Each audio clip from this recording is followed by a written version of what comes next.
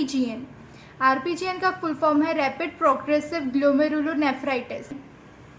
सबसे पहले definition, rapid and progressive loss of renal function associated with severe oliguria and science of nephritic syndrome.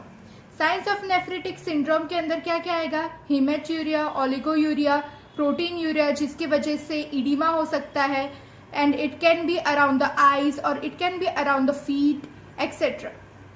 इसकी दूसरी definition ऐसा बोल रहा है कि rapid progression to acute renal failure within 4 week, 4 हफ्ते के अंदर ही एक इन्फ्लामेशन एक्यूट रीनल फेलियर के अंदर कन्वर्ट हो गया है। The most common microscopic feature is presence of crescents in most of the glomeruli.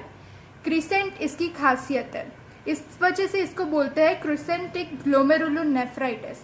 अब क्लासिफिकेशन देख लेते हैं। आरपीजीएन 3 टाइप में डिवाइड हुआ है, टाइप 1, टाइप 2, टाइप 3।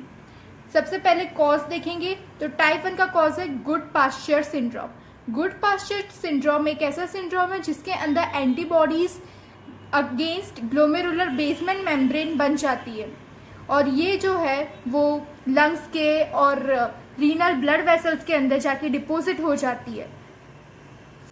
मैकेनिज्म क्या है? एंटी जीबीएम एंटीबॉडीज जो है against the glomerular basement membrane and against the alveolar membrane, ये दो बन जाती है, और फिर ये ग्लोमेरुलर बेसमेंट मेम्ब्रेन मतलब किडनी के अंदर ही डिपॉजिट हो जाएगी, and the deposition are linear deposit, means this are the glomerulus, then this are the linear deposits, this blue one. अगर किडनी के अंदर ऐसा डिपॉजिट हो रहा है तो फिर इसकी वजह से क्लिनिकल फीचर में क्या आएगा? हेमेट्यूरिया। अगर अल्व्यूलर मेम्ब्रेन में डिपॉजिट हो रही है लंग्स के अंदर तो क्या आएगा क्लिनिकल फीचर के अंदर? हिमोप्टिसिस। ठीक है, अब टाइप 2 देखते हैं। टाइप 2 है, इसका कॉज है आईजीए नेफ्रोपैथी। आईजीए एंटीबॉडी है, और आईजीए नेफ्रोपैथी को बर्जर्स डिसीज भी बोलते हैं। इसके अंदर अदर कॉज भी है कि PSGN is the most common cause, मतलब पीएसजीएन ही कन्वर्ट हो रहा है आरपीजीएन के अंदर। MPGN, MGN, MPGN is membranoproliferative glomerulonephritis. MGN, SLE systemic lupus erythematosus, infective endocarditis. DPGN, diffuse proliferative glomerulonephritis, ये सब इंक्लूडेड है। मैकेनिज्म क्या है? यहाँ पर इम्यून कॉम्प्लेक्स डिपोजिशन हो जाएगा, और इसका डिपॉजिट होगा ग्रेन्युलर डिपॉजिट। हमने टाइप 1 गुड पास्चर के अंदर देखा कि यहाँ पे है लीनियर डिपॉजिट, बट टाइप 2 के अंदर है granular deposit around the glomerulus, and they are subendothelial. Then type 3 के अंदर ये पॉसी इम्यून होता है, और इसके अंदर कोई डिपोजिशन नहीं मिलते हैं। इसके कॉज क्या है? वेजनोस ग्रेनुलोमेटोसिस। इसके अंदर क्या होता है कि granulomatous along with the inflammation of the nasopharynx, तो उससे क्या होगा? Sinusitis. Inflammation of the glomerulus, तो उससे क्या होगा? Haematuria. Granulomatous with inflammation around the blood vessels of lungs, तो फिर उससे क्या होगा? हिमेप्टिसिस। तो ये क्लिनिकल फीचर्स भी हमने साथ साथ में दे दिया है।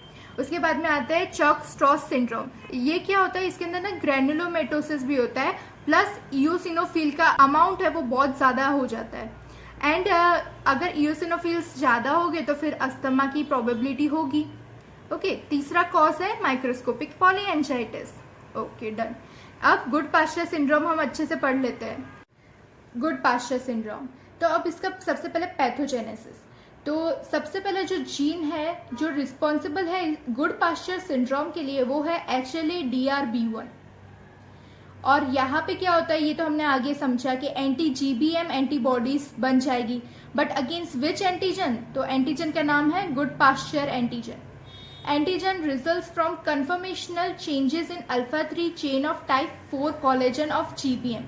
इसका मतलब है कि ग्लोमेरुलर बेसमेंट मेम्ब्रेन के अंदर जो टाइप 4 कोलेजन होता है उसकी जो अल्फा 3 चेन होती है उसके अंदर कुछ कन्फर्मेशनल चेंजेस होते हैं जिस वजह से एंटीजन बन जाता है, and that is responsible for Goodpasture syndrome. Anti GBM antibodies cross react करेगी एंटीजन से present on the alveolar capillary, alveolar capillary से रिएक्ट करेगी तो हिमोप्टिसिस हो जाएगा, resulting in pulmonary haemorrhages and haemoptysis. Okay, अब मॉर्फोलॉजी देख लेते हैं। तो हम मॉर्फोलॉजी को डिवाइड करेंगे ग्रॉस एंड माइक्रोस्कोपी में। ग्रॉस के अंदर enlarged and pale petechial hemorrhages on the cortical surface of the kidney, मतलब flea beaten appearance होगा, flea beaten appearance ऐसा होता है। Then माइक्रोस्कोपी, सबसे पहले माइक्रोस्कोपी के अंदर हम ग्लोमेरुलाई क्रिसेंट्स देखेंगे। हमने ऊपर पढ़ा था ना कि आरपीजीएन को क्रिसेंटिक ग्लोमेरुलोनेफ्राइटिस भी बोलते हैं। क्यों? क्योंकि उसके अंदर क्रिसेंट्स दिखता है ग्लोमेरुलाई के अंदर। अब क्रिसेंट का कंपोनेंट क्या है, ये बहुत इंपॉर्टेंट है। तो क्रिसेंट के कंपोनेंट की क्या होगा कि parietal epithelial cells lining the Bowman's capsule proliferation. ठीक है, किसका प्रोलिफरेशन मिलेगा? पैराइटल एपिथेलियल सेल्स जो बाउमेन्स कैप्सूल को लाइन कर रहे हैं, plus infiltration of monocyte and macrophage along with fibrin but not collagen. याद रखिए, not collagen. What is the stimulus? Stimulus क्या है कि fibrinogen leaked from rupture glomerular basement membrane into the Bowman's space. अब fibrinogen leak हो जाएगा GBM से bowmen space के अंदर, तो अब क्या उधर पे फिब्रिन बन गया, वो कन्वर्ट हो गया फिब्रिन में। अब फिब्रिन मिलेगा, it is found between the cellular layers, cellular layers के बीच में फिब्रिन मिलेगा। ठीक है, और ये है क्रिसेंट। ठीक है, ये क्रिसेंट जो है ये इसके अंदर कौन से चीजें हैं? Macrophage, fibrin, parietal epithelial cells का proliferation, infiltration of monocyte and etcetera, but not collagen. और इसकी वजह से क्या हो रहा है कि सारे जो ग्लोमेरुलस है ना वो सब एक साइड पे खिसक गए। ठीक है, फिर ट्यूब्यूल्स के अंदर देखिए तो ट्यूब्यूल्स के अंदर हमें रेड सेल्स एंड कास्ट मिलेंगे। इंटरस्टिशियम के अंदर oedema with few inflammatory cells मिलेंगे and blood vessels are normal. ठीक है, फिर हम फ्लोरोसेंट माइक्रोस्कोपी और इलेक्ट्रॉन माइक्रोस्कोपी देखेंगे। तो फ्लोरोसेंट माइक्रोस्कोपी में हमने ऊपर ही देखा कि यहाँ पे लीनियर डिपोजिशन होता है, तो linear GBM immunofluorescence. Electron microscopy के अंदर जीबीएम में रप्चर हो जाएगा, तो so there will be rupture in the glomerular basement membrane. अब क्लिनिकल फीचर हम देख लेते हैं। क्लिनिकल फीचर के अंदर क्या होगा ये भी हमने पढ़ लिया है। अगर अल्वेओलर मेम्ब्रेन के अंदर डिपोजिट होगी लंग के अंदर तो क्या करेगा? हेमोप्टिसिस एंड पल्मोनरी हेमोरेजेस। फिर hypertension, oedema because of nephritic syndrome.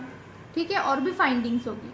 But urine के अंदर जो फाइंडिंग्स है वो क्या होगी? Haematuria, RBC cast and proteinuria दिखेगा। प्रोग्नोसिस कैसा होगा? Prognosis depends on the number of crescent as it correlates with oliguria. इसका मतलब है कि जितने ज्यादा क्रिसेंट होंगे उतना ज्यादा किडनी को जगह नहीं मिल पाएगी अपने बॉडी के वेस्ट को फिल्टर करने के लिए, और इस वजह से वेस्ट निकल नहीं पाएगा और हो जाएगा uraemia, and uraemia is the cause of death in RPG.